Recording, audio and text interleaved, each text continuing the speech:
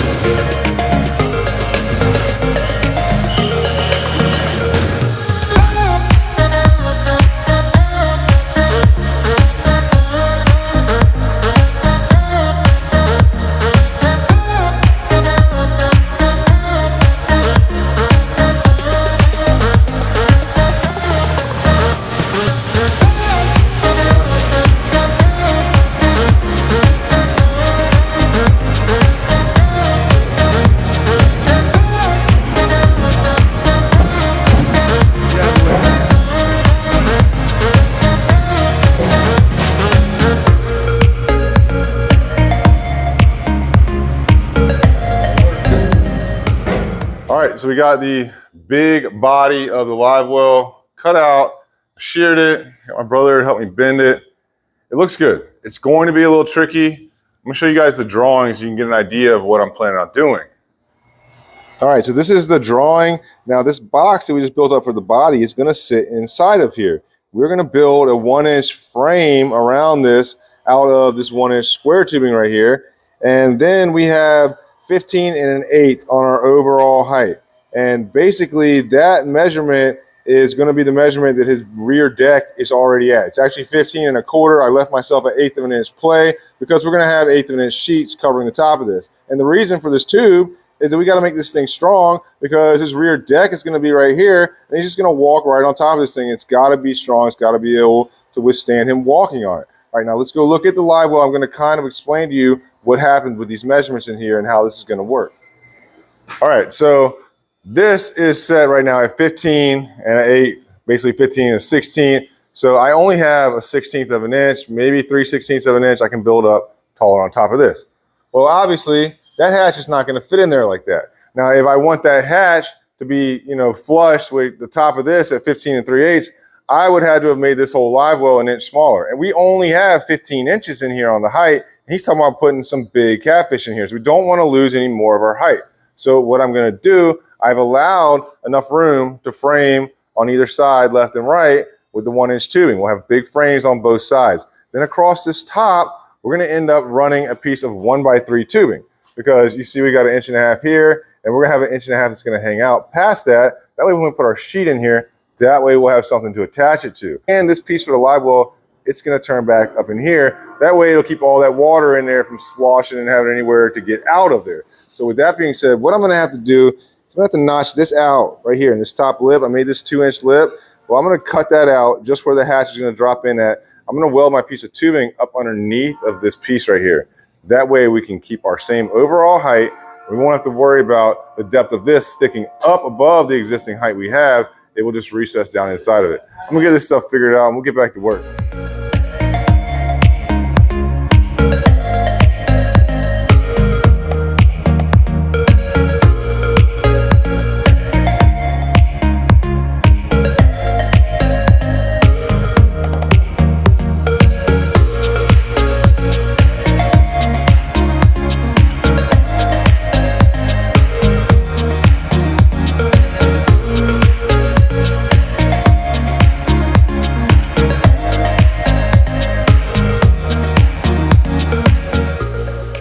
right, so we got our two main supports here and here welded in.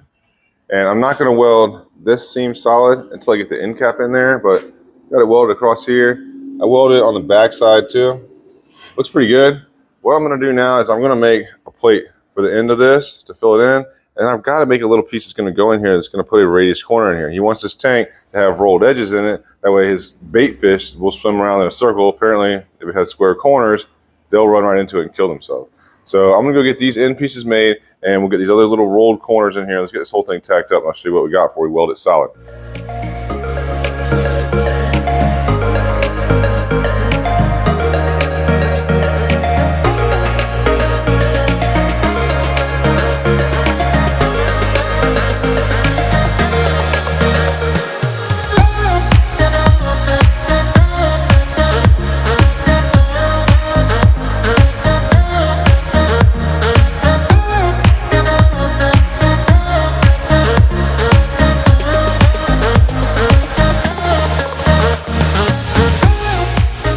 All right, so I went ahead and put the ends in here, and I put these radius pieces up in the corner. I'm gonna show you those in a second.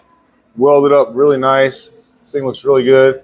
I made sure that I got some good penetration on these welds. These welds are hidden anyways. I did burn through a little bit because I wanted to make sure this thing's strong. But you can see in here, this is basically just a little radius piece I tacked in here just so that the bait fish will swim around and not run into the corner. And I'm going to be putting a divider in here, and he's gonna use like half of this for bait fish and have half of it for smaller catfish, or you can take the divider out and put big catfish in here. Now I put that Sharpie in there just so you can see how big this thing really is. You can use that Sharpie as reference. This is a humongous live well, 75 gallons.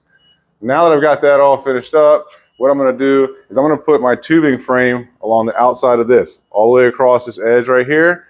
And on the bottom, I'm gonna build like a frame to put on either side and then connect them around the corners. And that's basically just to make this thing strong so you can step on it, but also to keep the sides of this from wanting to pump out when it's filled with water. You know, they'll bulge out. This is going to keep this thing strong, and it's going to make sure that it doesn't end up cracking. That's a lot of water weight. You're talking 500 plus pounds of water, and there's really no baffles in there. There will be a divider that'll act as a baffle, but when he takes that thing out, you got to have a lot of support around this box or it will blow the sides out. I'm going to go ahead and put you guys back on the hyperlapse. Let's get back to work.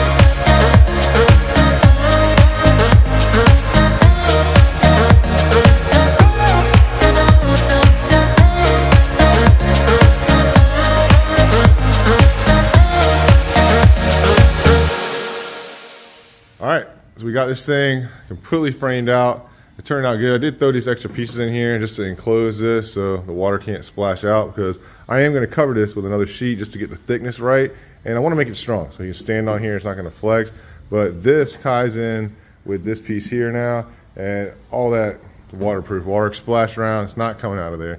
So it turned out good. I put these pickets in here about every 12 inches or so. They're evenly spaced. I think they're like 11 on center or something, but it needs it, man. There's so much water in there, and I want this thing to be able to blow out. And on the sides over here, I'm gonna cap this too. So that's what I'm getting ready to do. I'm gonna grind this top smooth a little bit. These welds up here, I think they're gonna be all right. I'm not too worried about them. They're pretty flush already. But I am gonna grind this top over here, drop my hatch in, and I'm gonna sheet it all the way around and on either side of the hatch. And I'm also gonna put my drain up in here. This drain's gonna be offset over here. because of where it's going in the boat. He told me an access of where he can get to it, and I'm gonna put a hole in there. And then I've got this little dimple die. It's just something I made.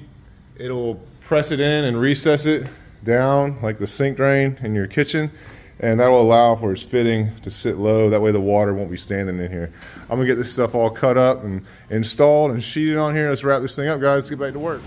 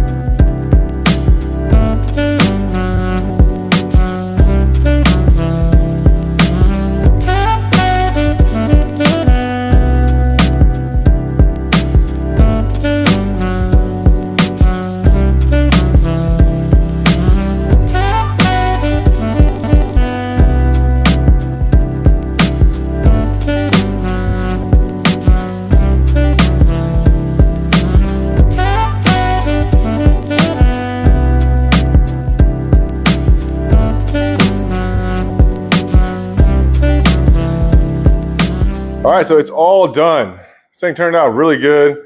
There's a lot of rivets in here, but it's completely finished off. You know, all sides except for the bottom. Got a big lid in here. Inside of here, I made a little custom Trick Tins divider. This thing's pretty cool. You take this out. He doesn't want this in here. Got his recessed drain in there. I mean, this is a humongous live well. Lots of room inside of here. Definitely heavy duty built. I like how those little corners came out with the rolled corners. Pretty neat little build. It's not every day I get to do something like this, so it took a lot longer than I thought it was going to take, but I'm happy with the product. All right, guys, so it's a wrap. This project is finished up. I mean, it took a little bit of time, but it turned out really cool. I mean, who else could say they built a 75-gallon fish tank for gigantic catfish? This guy. I do appreciate you guys watching, though. Appreciate you all hanging out with me today. If you guys want any merch, you can find that on tricktins.net. Go check out my products on tricktinsjombos.com. I'll see you guys next time. I'll get back to work. Oh, yeah. Hit that like, subscribe button. Peace.